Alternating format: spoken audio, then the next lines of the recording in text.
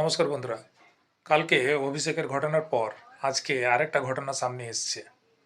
টিএমসির কল্যাণ বন্দ্যোপাধ্যায়ের অভিযোগ, তিনি যখন মিছিলে হাঁটছিলেন পিছন দিক দিয়ে তার মাথায় কেউ আঘাত করে। চলুন অ্যাকচুয়াল ঘটনাটা জেনে নেওয়া যাক তার মুখ দিয়েই। একা একা আসছিলাম এই চণ্ডীতলার মোড়টায়, বিজেপির লোকেরা চিৎকার করে গালাগাল দিয়ে মাথায় দূর থেকে ঢিলকি বল বড় ইউজ বল ছুড়েছে। আমি বুঝতে পারছি না, আমার মাথা দিয়ে রক্ত বেরোচ্ছে। আমি তা সত্ত্বেও আমি আপনাদের কাছে বলতে এসছি একটাই কথা, আমার আর বলার মতো শক্তি নেই। যে গুন্ডাগার্দি করছে, এই যে এমপিদের দিয়ে মারছে, এটা কি ঠিক হচ্ছে?